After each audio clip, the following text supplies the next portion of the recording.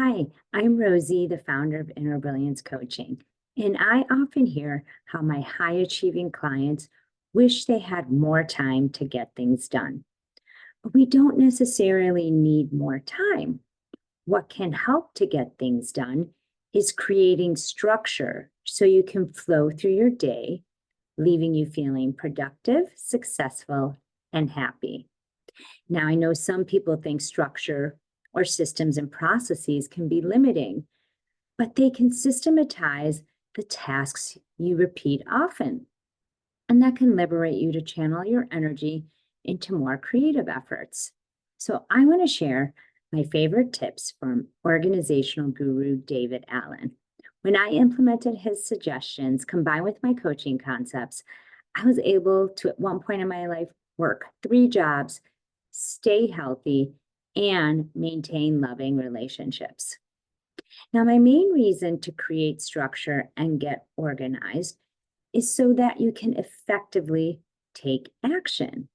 And as I mentioned, I follow many tips from David Allen, who wrote the book Getting Things Done: The Art of Stress-Free Productivity.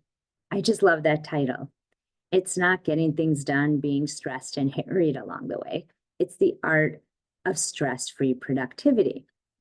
And in his book, he basically states when you're organized, you've made some basic decisions that allow you to flow more easily from action to action. And again, it's that flow that fuels you and your next steps.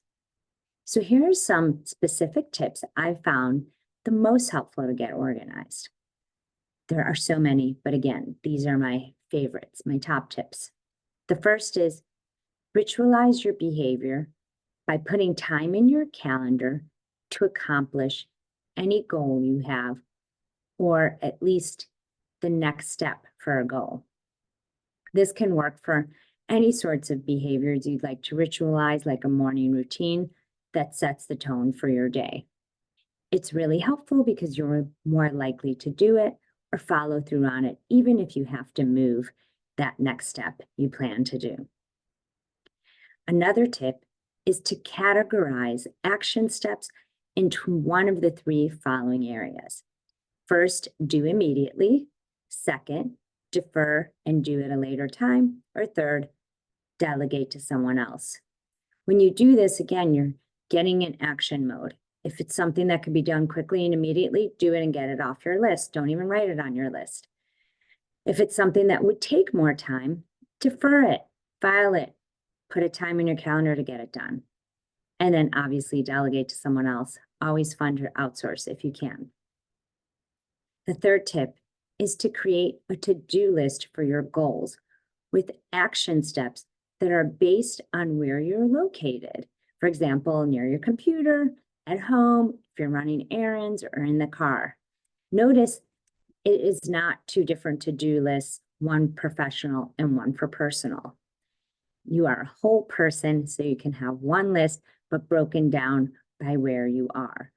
And for example, let's say you need to make some phone calls and you could do that while you're running errands or in your car. You would list who you need to call, and that list can include professional and personal contacts, your doctor and your partner or your mom. The last tip that I have is to prioritize the top 6 things you'll do every day and make sure the toughest action item is planned for when you'll have the most energy. Now, there is some debate on if you should do the top 6 things, 3 things, or 1 thing. And it's up to you. You know yourself best. But whatever you decide to do, at least plan 1 thing that's a top priority, the toughest thing you might need to do for when you have the most energy. Again, some people might say do it first thing in the morning. I know that's what works for me, but you know yourself best. When are you most energized for the type of task you have to do that can feel tough? Do it then. And so I hope you can see that although all these steps might feel like a lot of effort, taking the time to set your intentions and develop a plan will allow you to feel that you're easily leading your life in the direction you want. And that good feeling can fuel you along the way. Now, if you're struggling with creating structure or want any additional support, you can ask your friends or family for accountability. Or maybe you could join a community that can inspire you. Finally, you can work with a coach who can not only help you determine your most exciting goals, the ones you're most inspired to move forward with, but also the best way to pursue them for you. So that's the key. It's not just about being inspired, it's what is your secret sauce for success.